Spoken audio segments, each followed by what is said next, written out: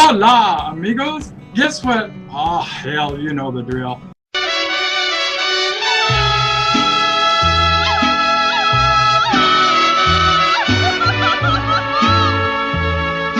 Welcome back to another episode of The Talking Mexican.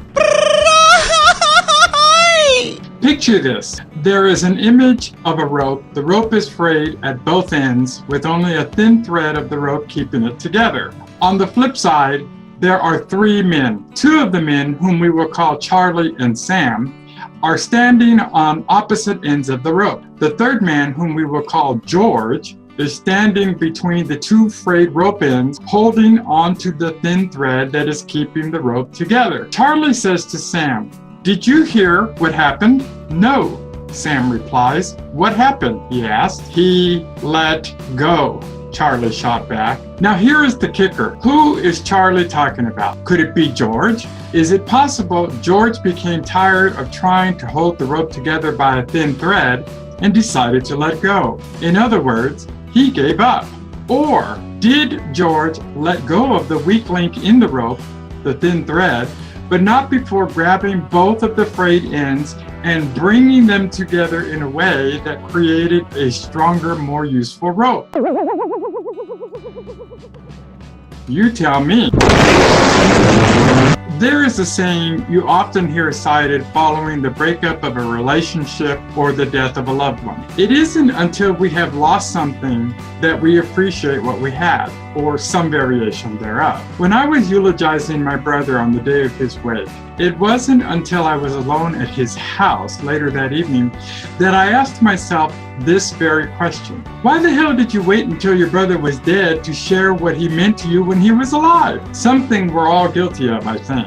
Not a mistake I want to make a second time. Over the duration of The Talking Mexican, in other words, as long as God blesses me with the ability to produce this show, I would like to take time to let certain individuals, be they friends or family, know exactly what they have or do mean to me, beginning with my father, Carlos. Dad is in his mid-80s.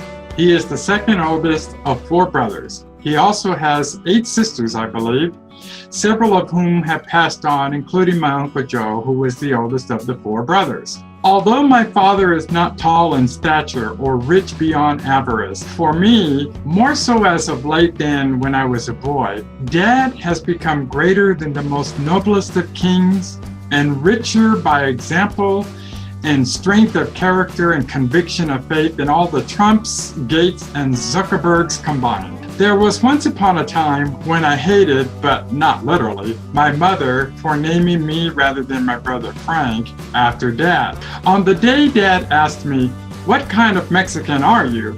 in response to my disdain for chilies or anything spicy, my response was, "Not one like you." What I was really saying to Dad had nothing to do with the chilies or the fact that I didn't like anything spicy, and everything to do with not wanting to be the man I thought my father was, a boring, uneventful man lacking in passion, ambition, and goals. It turns out I was dead wrong. It wasn't until years later I came to realize that our family, our mother, and we children, only after our Father in heaven, were Dad's passion, ambition, and goals. Everything Dad did, he did out of love for God, his wife, and his children.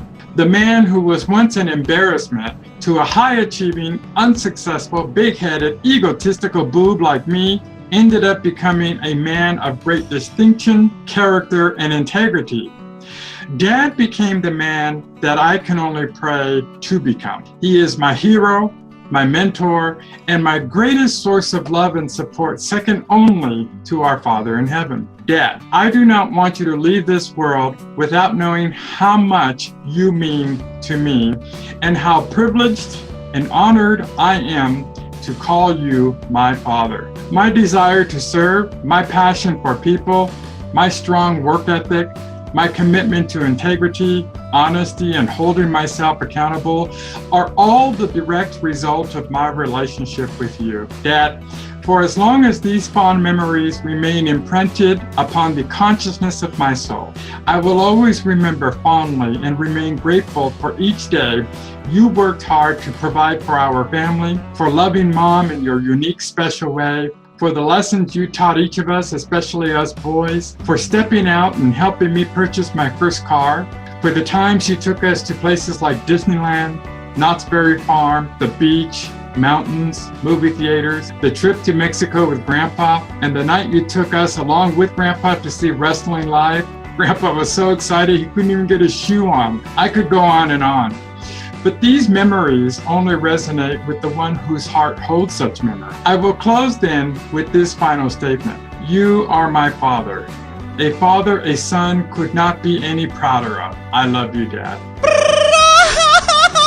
Well, my friends, this concludes today's The Talking Mexican. Hail to the king, baby. As always, please leave your comments below. Don't forget to subscribe. Give God all the glory. Have fun. Be kind to one another. Love with your soul. Smile with your heart. And take a moment to pray for peace. I will talk to you again soon.